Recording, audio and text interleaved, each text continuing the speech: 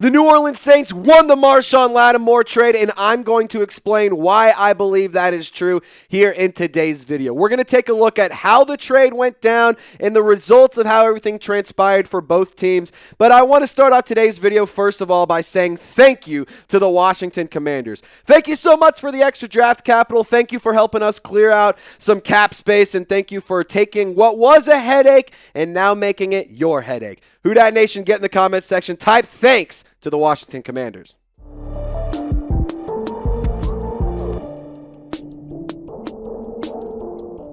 Now, before we get into all of the details in the trade, recap, if you will, I want to make something very, very clear here because I hope it wasn't taken poorly in that first few seconds of this video. By no means is this a hit piece. By no means am I throwing any shade to Marshon Lattimore. I loved number 23. I was a big fan of his, and it was really, really sad to see him go. However, at the end of the day, I understood why the New Orleans Saints did it, and it's just business. So at the end of the day, I'm just going to go ahead and say I am sad that he's gone, but I was glad to see how things have transpired. So let's take a look back at what the trade originally was. The New Orleans Saints received a third, a fourth, and a sixth round pick from the Washington Commanders.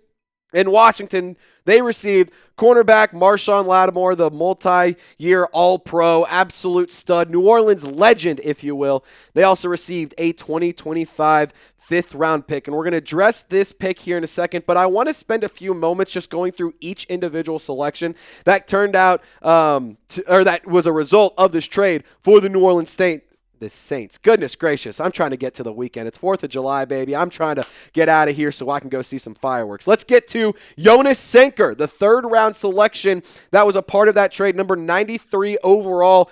He is a really intriguing player because he's a very versatile defensive back, and I do believe that this is a player who will be able to have an impact pretty quickly on the Saints defense. He has a really good build for a safety, very, very strong nose for the football with a really high motor, and I think that that's something that Brandon Staley can get very creative with in how he uses him. And on top of that, I really love that he has Tyrann Mathieu and Justin Reed pouring into him at a very young point, in the very early point in his career. And on top of that, he's also a special teams guy. He has a lot of experience, and he has a really, really solid floor in the National Football League, according to NFL analysts and draft experts out there.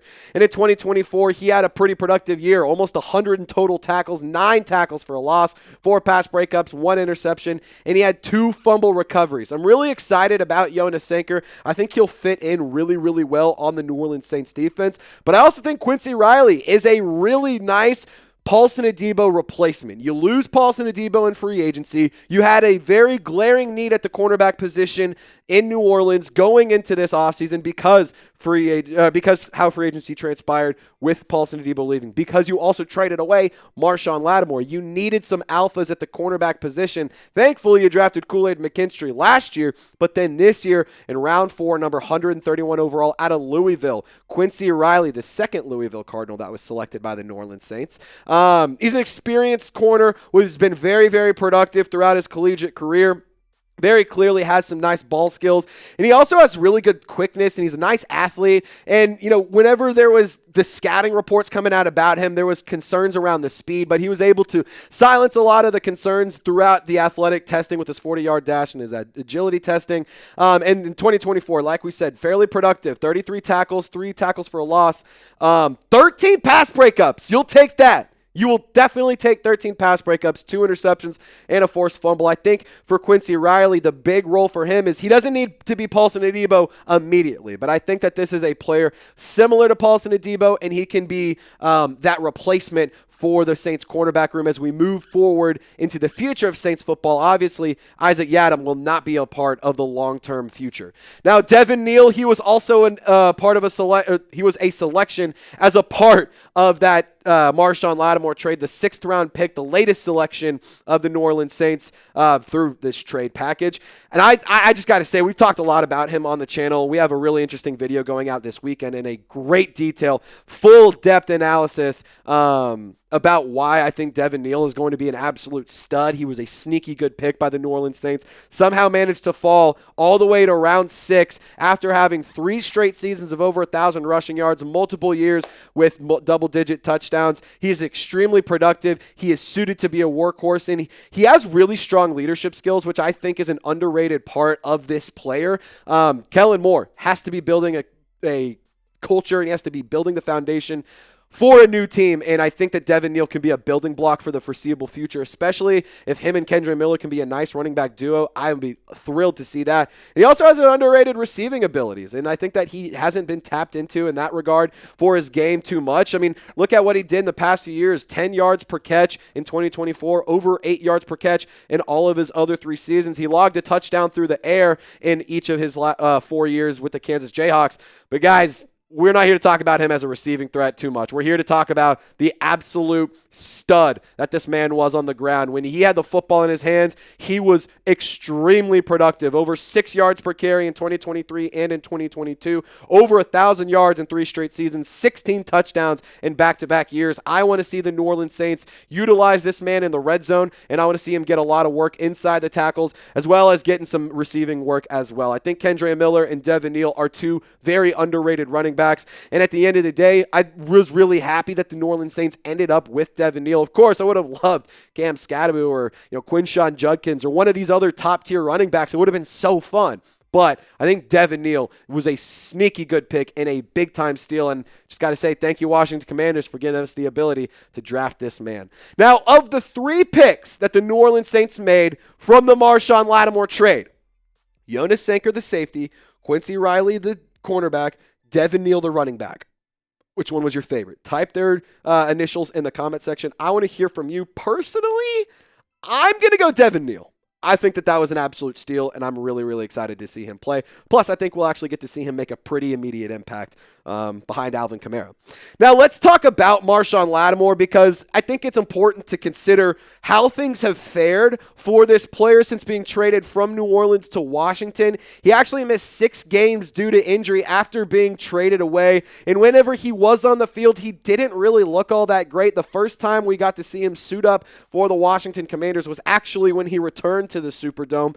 And look, this is really a good move for the Saints because they were able to clear themselves of a lot of money here. He's due $18 million in 2025, $18.5 in 2026, and this is a player whose production has steadily declined. He only played in 2 games in the regular season. He obviously played in all 3 playoff matchups for the Washington Commanders, and they obviously lost in the NFC Championship game. And for what it's worth, I think some Commanders fans will say, no, we won the trade because of how Marshon Lattimore turned out and what we did with that extra pick. But I also think that it's very obvious Marshon Lattimore, when he came back to the Superdome, you could tell he clearly missed New Orleans. He missed the team. He missed the fan base. He missed the dome. He missed the city. You could just tell this guy was cheesing from ear to ear. And maybe some of it's because he's finally back. He's been dealing with hamstring injuries, and he's able to get back on the field. And sure, I'm sure he's pretty happy to be playing. But I definitely think that being at the Superdome with his former teammates in front of his fan base that he built his NFL career on, you could tell that he missed New Orleans. And again, I'm not going to say that's why the Saints won the trade, but it's pretty obvious where he wanted to be. Now, guys, if you want to get a really awesome shirt, chatsports.com/Saints sale. This shirt almost sold out. It was $60. Now it is $24. So go get yours today. Use the link that's clickable in the comments or description of this show. Chatsports.com/Saints sale. You can just search that as well. You'll get yourself a really, really awesome shirt on sale. Nike sideline gear, sign me up. I want to continue this conversation from a standpoint of how else this all turned out for Washington. The Commanders, they obviously made a really, really big splashy move, and they traded their 5th-round selection that came from New Orleans to get Deebo Samuel. They sent that to the San Francisco 49ers. I don't really care what that pick turned out to be for the 49ers because we're not really here to talk about that. We're here to talk about Deebo Samuel. And for what it's worth, I think this was a really good move for the 49ers. I think for the Commanders. I think it was a really good value. I mean, a 5th-round pick for Deebo Samuel. That's pretty impressive, if you ask me, and it's really intriguing. I think he's going to be a nice weapon for Jaden Daniels. He's very explosive. He's still a productive player.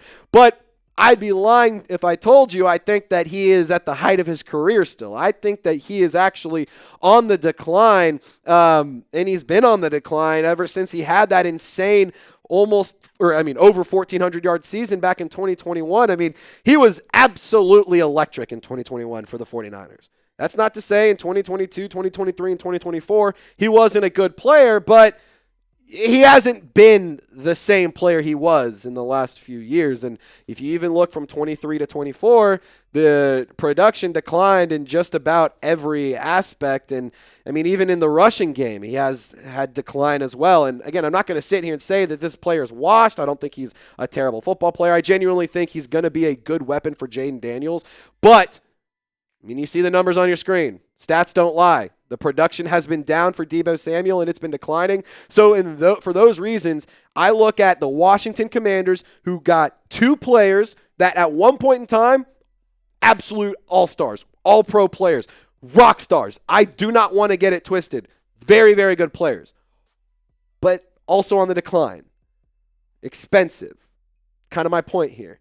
Whereas the New Orleans Saints, you get three rookies who can make make big impacts almost immediately, as well as also make an impact long-term and take over as the New Orleans Saints usher in the next generation of Saints football. Jonas Sanker immediately can take over for Tyrann Mathieu when he retires. Quincy Riley can immediately elevate himself to be the opposite cornerback, or the cornerback opposite of Kool-Aid McKinstry. Devin Neil can immediately elevate himself to be the backup running back and take a lot of the workload off of Alvin Kamara if Kendre Miller doesn't pan out. So obviously, we have to see how these draft picks pan out. But in my personal opinion, when you consider everything around what teams are paying these players, what the teams got in these guys, what they're going to be going for in the next few years, I genuinely do believe the New Orleans Saints won this trade. But again, we have to see how the draft picks pan out. If any of these guys are busts, doesn't really matter. Washington wins the trade, in my opinion. But as it stands right now, and as it all stands coming out of last season, I think we all could sit here and say the New Orleans Saints won the trade. Now, who do you think won the Marshon Lattimore trade? Here's a friendly reminder on how the whole trade ended up. Here's the full results after the draft picks were made and everything, and all the moves were done up to this point in the offseason. New Orleans or Washington, type NO or type WAS down in the comments section.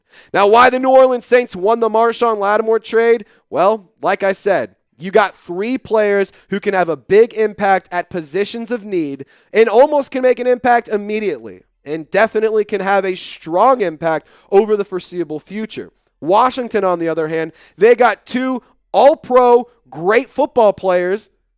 Don't want to take anything away from that, but I think that these two players are on the decline. And I do believe that the New Orleans Saints got better value and they are able to build something for the future while also shedding off a lot of cap space. New Orleans and Washington, they are not headed in the same direction. Washington is competing for Super Bowls. The Saints are competing just to get back on top of the NFC South. But I do believe after a few years from now, we'll revisit this conversation and say, no question about it, the New Orleans Saints won the trade. Who Dat Nation, thank you so much for tuning into today's video. I hope you guys have a wonderful day. For me, for my guy Loco Lopez, y'all stay golden, and we'll see you next time.